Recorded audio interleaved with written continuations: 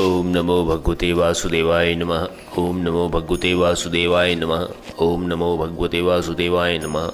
प्रिय भक्तों, यूँ तो संसार में अनेक व्रत बतलाए गए हैं, परंतु पुराणों में जिस व्रत को सबसे श्रेष्ठ बताया गया है उसे एकादशी का व्रत कहा जाता है। एकादशी का व्रत भगवान श्रीहरि अर्थात भगवान नारायण को अति प्रिय है।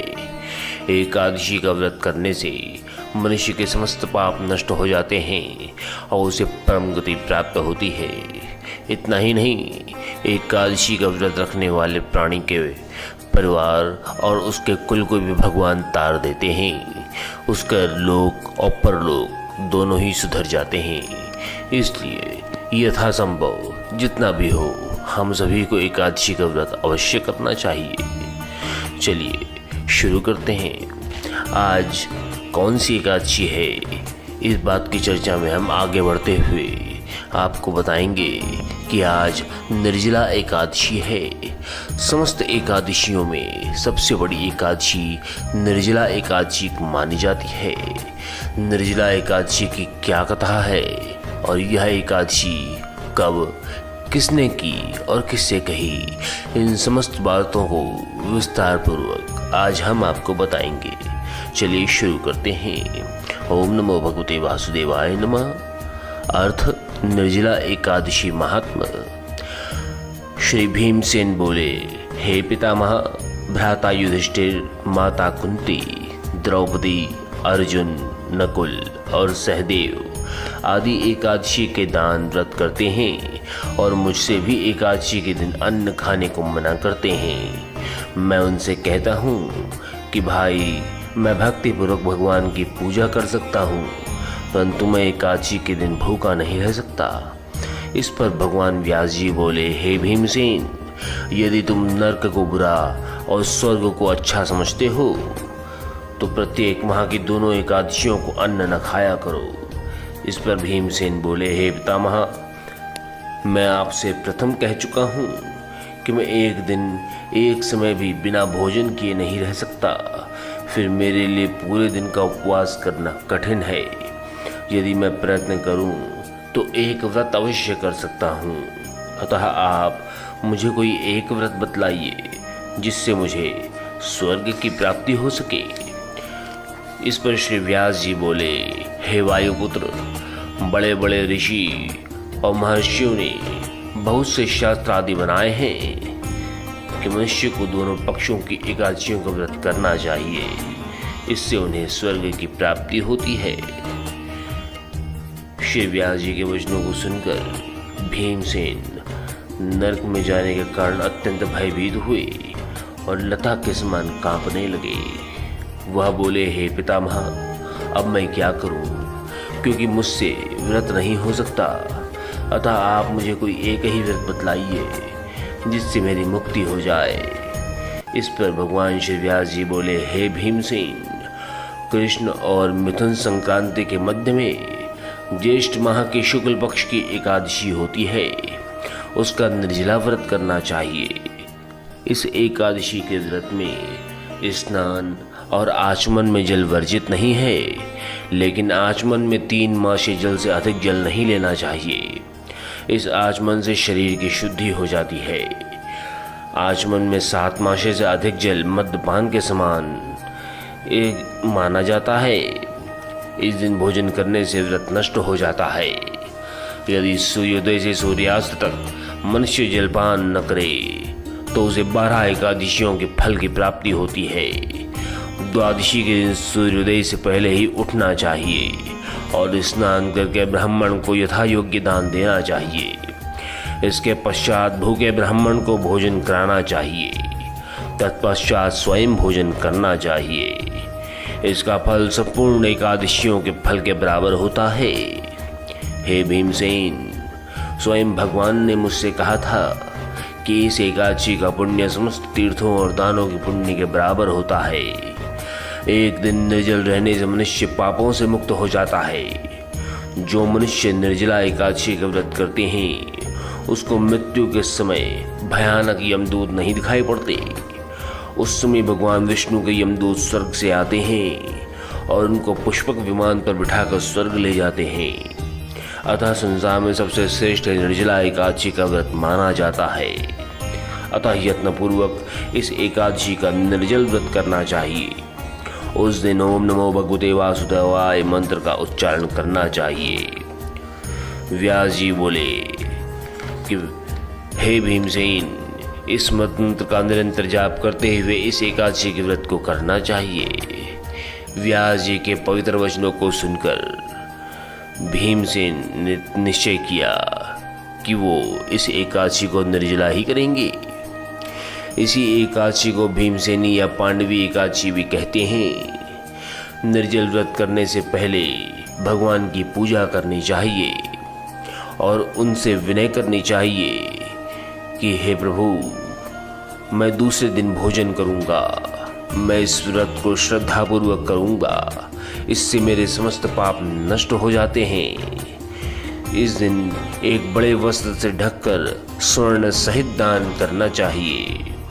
जो मनुष्य इस व्रत को दोपहर में स्नान तक आदि करके करते हैं, उनको करोड़ों फल प्राप्त होते हैं, अर्थात उन्हें करोड़ों स्वर्ण दान का फल प्राप्त होता है। जो मनुष्य इस दिन होम आदि यज्ञ आदि करते हैं, उसका फल वर्णन भी नहीं हो सकता।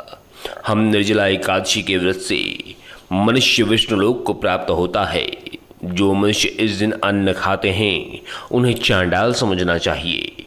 वे अंत में नरक में जाते हैं। ब्रह्म हत्यारे, मद्यपान करने वाले, चोरी करने वाले, गुरुओं से द्वेष करने वाले, असत्य भाषण करने वाले इस व्रत को करने से स्वर्ग को जाते हैं। हे कुंती पुत्र, जो पुरुष या स्त्री इस व्रत को श्रद्धापूर्वक करते हैं, उनका निम्नलिखित कर्तव्य है। उन्हें सर्वप्रथम विष्णु भगवान की पूजा करनी चाहिए, तत्पश्चात गौ का दान करना चाहिए। उन्हें इस दिन ब्राह्मणों को दक्षिणा, मिष्ठान आदि देना चाहिए। निर्जला के दिन अन्न, वस्त्र, छत्र, उपानह आदि का दान करना चाहिए। जो मनुष्य इस कथा को प्रेम पूर्वक सुनते व पढ़ते हैं, उनको स्वर्ग की प्राप्ति होती है। हे भीमसेन, मैंने ये वही महात्मा तुमको बताया जो भगवान ने स्वयं मुझे बताया था, क्योंकि समस्त एकादशियों में सबसे बड़ी एकादशी निर्जला है और समस्त व्रतों में सबसे बड़ा व्रत एकादशी का व्रत माना जाता है।